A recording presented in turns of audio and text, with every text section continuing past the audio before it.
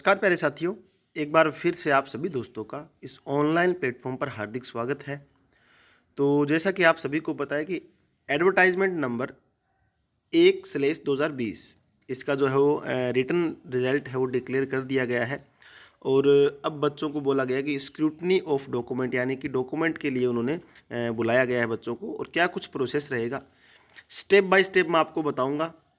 आप document upload करने से पहले सब ये सारी चीज़ें क्या है आराम से आप देख लेना भी किस तरह से आपको डॉक्यूमेंट अपने अटैच करने हैं और क्या कुछ पूरा प्रोसेस रहेगा। ध्यान से सुनिए सारी बातें। सबसे पहले ये नोटिस आया हुआ है कि स्क्रूटनी ऑफ डॉक्यूमेंट, ठीक है, और यहाँ पर एडवर्टाइजमेंट नंबर दे रखी है और 10 तारीख को यहाँ पर बोला गया है कि 10 तारीख को आपका क्या है स्क्रूटनी ऑफ डॉक्यूमेंट होगा, ठीक है। उसके बाद यहाँ पर आप चेक कीजिए अलग अलग पोस्ट के लिए यहाँ पर दे रखा है भी वर्क सुपरवाइजर के लिए, कारपेंटर है, प्लम्बर है, अलग अलग सभी पोस्ट के लिए यहाँ पर इनका जो एडवर्टाइजमेंट नंबर और कैटेगरी नंबर दे रखा है, ठीक है। तो इसमें क्या किया गया है कि it is notified for information of all concern candidate to fill up scrutiny form online and upload all original document, ठीक है। आपके क्या करने हैं ऑनलाइन आपको फिल करना है और जितने भी आपके ओरिजिनल डॉक्यूमेंट है, फोटो है, सिग्नेचर है, सारे क्या है, एप्लीकेशन फॉर्म भी आपको डाउनलोड करना है, ठीक है ना। एप्लीकेशन फॉर्म भी आपको डाउनलोड करके फिर आपको क्या है अपलोड करना है, ओके। और ये आप डेट देख लीजिए 8/12 से लेकर 10/12 तक आपको क्या अपलोड करना है, ठीक है ना। अपनी लॉगिन आईडी पासवर्ड लगा के वहाँ पर आप अपलोड कर सकते हो, ठीक है। तो यहाँ पर कुछ नोट दिया हुआ है, ध्यान से सुनिए क्या कुछ नोट दे रखे हैं।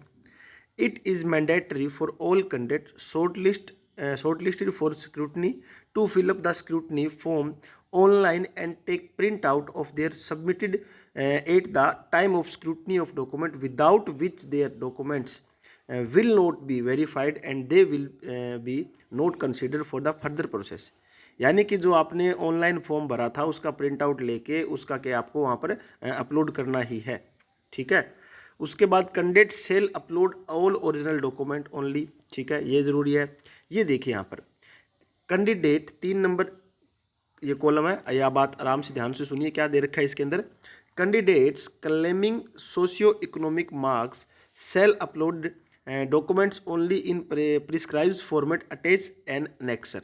जो आपके पास अनेक्सर है उसमें आपको क्या है आपके जो डॉक्यूमेंट है वो अटैच करने हैं। और जिनके पास ये जो सोशो इकोनॉमिक वाला अनेक्सर नहीं है, कौन कौन से फॉर्म किस तरह से वो मिलते हैं, जैसे कि एक तो उसके अंदर क्या है नो जॉब वाला मिलेगा अंडरटेकिंग फॉर्म, उसके बाद एक फादरलेस वाला मिलेगा, उसके अंदर एक एक्सपीरियंस का है, एक उसके अंदर क्या है विडो वाला है। तो वो आपको जो अनेक्सर है वो मैं अपने टेलीग्राम जो चैनल है अपना HSSCALM9 उस टेलीग्राम चैनल पर आपको क्या मैं प्रोवाइड करवा दूंगा, उसकी PDF वहाँ पर आपको मिल जाएगी, ठीक है। चलिए नेक्स्ट देखिए क्या दे रखा है इसके अंदर, क्योंकि आराम से सारा स्टेप बाय स्टेप आप देख के फिर आपको अपलोड करने हैं। उसके बाद क्या दे रखा है ये देखिए 4 नंबर, all candidate must bring affidavit verified by the SDM tehsildar executive magistrate regarding no family member self is was, यहाँ पर दे रखा है हाँ कोई भी उनके घर में नौकरी नहीं है तो उसका क्या है आपको वेरीफाइड करवाना है SDM या तहसीलदार से, इनसे वेरीफाइड करवा के आपको एक एफिडेविट बनवाना है। जिन बच्चों ने ये काम नहीं करवाया ज़रूरी है एफिडेविट आप आज ही बनवा लीजिए, ठीक है। तो ये ESM वाले और DSM वाले क्या है उनका जो अलग से जो सर्टिफिकेट होता है वो अपलोड करना ही है आपको, ठीक है। तो ये तो नोटिस था, 8 तारीख का नोटिस है, इसके अंदर जो बातें दे रखी है वो मैंने आपको बताई है। अब मैं आपको दिखाता हूँ भी आपका जो शेड्यूल रहेगा स्क्रूटनी का वो कौन कौन सी तारीख को है वो बताते हैं। देखिए यहाँ पर ये दे रखा है कि आपका जो शेड्यूल रहेगा स्क्रूटनी का, Haryana staff selection commission schedule for scrutiny document for various post against 1/2020 parade ground, ठीक है, सेक्टर 5 पंचकुला। आपको वहाँ पर पहुँचना होगा 10 तारीख को, ये देखिए 10 तारीख को, ठीक है। और अलग अलग पोस्ट के लिए यहाँ पर अलग अलग क्या है बना रखी है, रोल नंबर आपको दे रखे हैं और कमेटी बना रखी है ABCD इस तरह से कमेटी बना रखी है। आप अपना रोल नंबर यहाँ पर चेक कीजिए और देख लीजिए आपका कौन सी कमेटी के अंदर इसमें नाम आया हुआ है, ठीक है। तो 24 टोटल इसके अंदर क्या है ये पोस्ट थी, 24 जो है वो पोस्ट के लिए अलग अलग पोस्ट के लिए क्या है अलग अलग सारी S तक कमेटी बना रखी है इन्होंने, ठीक है। उसके बाद यहाँ पर देखिए क्या दे रखा है, ध्यान से सुनिए बातें, पहले नोट जरूरी है, ध्यान रखना आपको। All candidates who intend to appear for scrutiny of document are advise to get themselves vaccinate. ये तो वैक्सीनेशन का जो दे रखा है इन्होंने, ठीक है, आपको वैक्सीनेशन भी इसमें ज़रूरी है। उसके बाद मास्क लगाना ज़रूरी है, ठीक है, ये आप सभी को पता ही होगा। अब ये देखिए, ये ज़रूरी है आपको इसका फॉर्मेट निकालना। यहाँ पर क्या दिया हुआ है, सबसे पहले आप ये फॉर्मेट देखिए क्या दे रखा है, डेट, टाइम, ठीक है, सीरियल नंबर रहेगा, कमेटी कौन सी आपकी वो यहाँ पर लिखना है आपको, ठीक है। आप अपने रोल नंबर के हिसाब से चेक करोगे कौन कौन सी आपकी कमेटी है।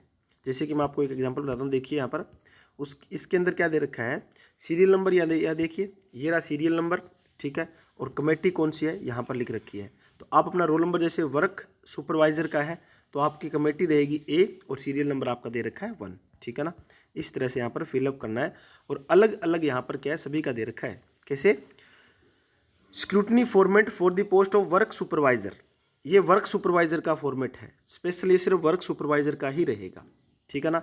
इसमें आपको फिलअप करनी है सब कुछ बातें जो दे रखी है। देखिए roll number, name of candidate, father name और रिजर्वेशन क्लेम कैटेगरी आपके जो भी है, मोबाइल नंबर और ईमेल आईडी, ठीक है ना। उसके बाद यहाँ पर सारी चीज़ें आपको फिलअप करनी पड़ेगी कि मैट्रिकुलेशन के अंदर आपको कितने क्या कुछ आपने कर रखी है, कितने कौन सी डेट को इशू हुआ था, ठीक है, और सीरियल नंबर क्या डॉक्यूमेंट के, वो सारे यहाँ पर आपको लिखने हैं, ठीक है ना। सभी के ITI के भी, हायर क्वालिफिकेशन के भी, 2 ईयर एक्सपीरियंस है उनका भी यहाँ पर लिखना पड़ेगा आपको। तो ये सारी चीज़ फिलअप करके इसको आपको क्या करना पड़ेगा, स्कैन करवाना है, ठीक है ना। ये स्कैन करके अपलोड होगा। देखिए एक पेज तो इसका ये हो गया, ये इसका फर्स्ट पेज है और ये इसका है सेकंड पेज, ठीक है। सेकंड पेज भी आप देख सकते हो, डिक्लेरेशन वगैरह, फ़ोटो यहाँ पर लगेगी, ठीक है, साइन करने हैं डेट के साथ। अब देखिए यहाँ तक ये फिनिश हो रहा है। 2 पेज आपको, ये दोनों पेज अच्छी तरह से फिलअप करके इनको क्या है आपको अपलोड करने ही है, स्कैन करके, ठीक है।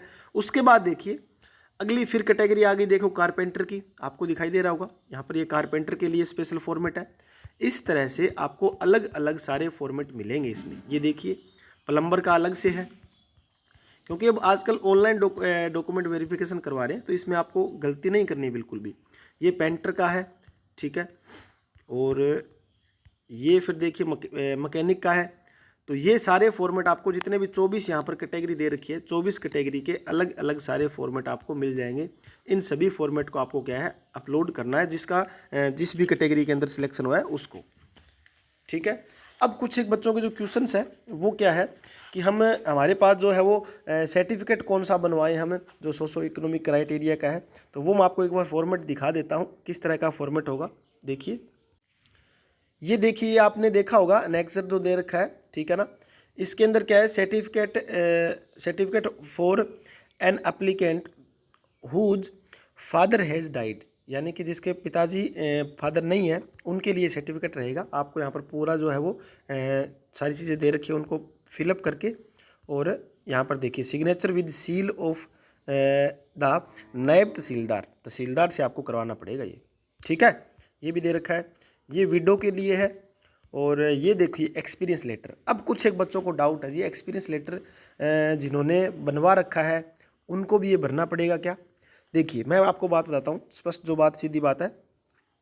इसमें क्या है, मान लीजिए किसी बच्चे ने अगर दूर कहीं, मान लीजिए बेंगलोर है, कोई हैदराबाद से किसी की कंपनी में काम किया हुआ है, ठीक है, तो वहाँ अब जाना पॉसिबल नहीं है आपके लिए, मुझे पता है। आप क्या करोगे, इस फॉर्मेट को अपने हिसाब से आप फिल करके, ठीक है ना, आप इसको जो भी नाम वगैरह इसके अंदर सारा है, इसमें EPF नंबर भी मांगते हैं, जो आपके पास है तो आप इसमें भरिए, नहीं है तो आप इसको खाली छोड़ सकते हो, ठीक है। ये पूरा भर के यहाँ पर देखिए क्या दे रखा है, signature with seal of issuing authority. तो यहाँ पर सिग्नेचर मांगा हुआ है, तो सिग्नेचर तो आप करवाना पॉसिबल ही नहीं है, तो आप डायरेक्ट क्या है सेल्फ अटेस्टेड के लिए सेल्फ अटेस्टेड लिख के आप और अपना यहाँ पर साइन करके आप अपलोड कर सकते हो, ठीक है। और जो आपके पास ओरिजिनल सर्टिफिकेट है एक्सपीरियंस का, वो ज़रूर आपको साथ में लगाना ही है, ठीक है ना, उसको आप ज़रूर साथ में लगाओगे, उसके बाद आपको फिल करना है, ओके। तो ये रहेगा, और ये अंडरटेकिंग फॉर्म है जिसके घर में कोई जॉब नहीं है, ठीक है ना। तो ये सारी चीज़ें ज़रूरी है, स्टेप बाय स्टेप मैंने आपको बताया है भी क्या कुछ आपको करना पड़ेगा। और अभी तक लिंक जैसे एक्टिवेट नहीं हुआ है फिल करने का, तो उम्मीद करते हैं आज लिंक एक्टिवेट हो जाएगा, सभी को आराम से और जल्दबाजी नहीं करनी है किसी को भी, ठीक है।